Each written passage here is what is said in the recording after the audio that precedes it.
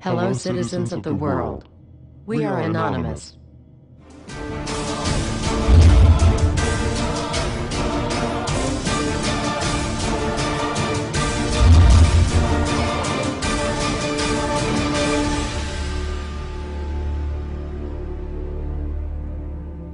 Dear brothers and sisters, now is the time to open your eyes.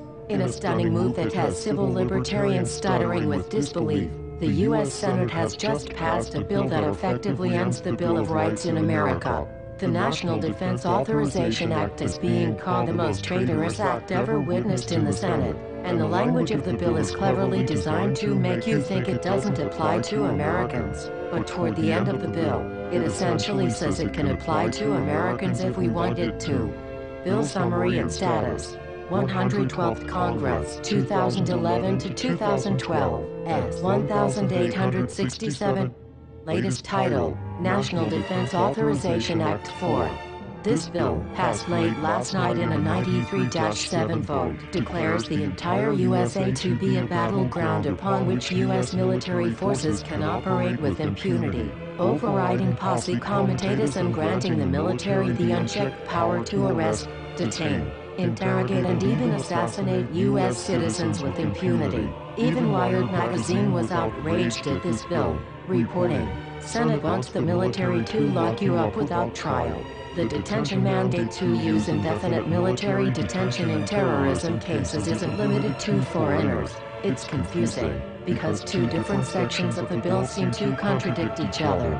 But in the judgment of the University of Texas Robert Chesney, a nonpartisan authority on military detention, U.S. citizens are included in the grant of detention authority. The passage of this law is nothing less than an outright declaration of war against the American people by the military-connected power league.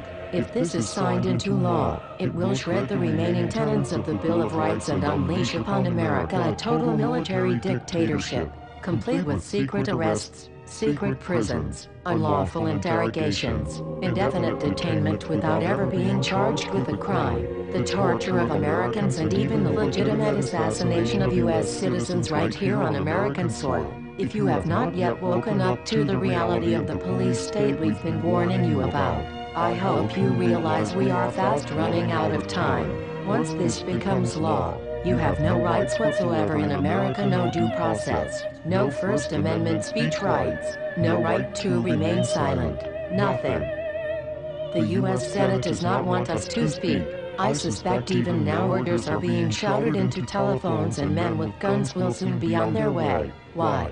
Because while the truncheon may be used in lieu of conversation, words will always retain their power. Words offer the means to meaning, and for those who will listen, the enunciation of truth. And the truth is, there is something terribly wrong with this country, isn't there?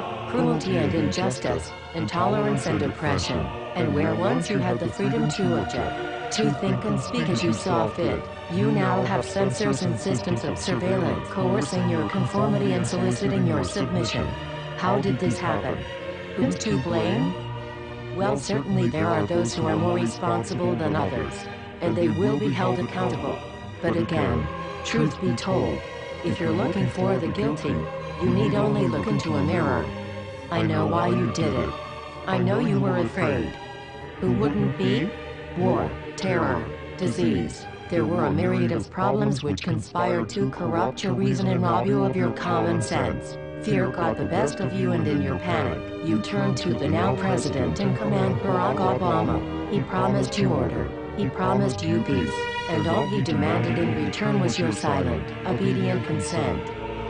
More than 400 years ago, a great citizen wished to embed the 5th of November forever in our memory. His hope was to remind the world that fairness, justice, and freedom are more than words, they are perspectives.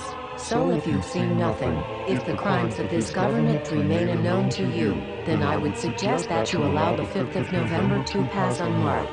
But if you see what I see, if you feel as I feel, and if you would seek as I seek, then I ask you to stand beside one another, 1 year from November 5th, 2011, outside the gates of every courthouse of every city demanding our rights.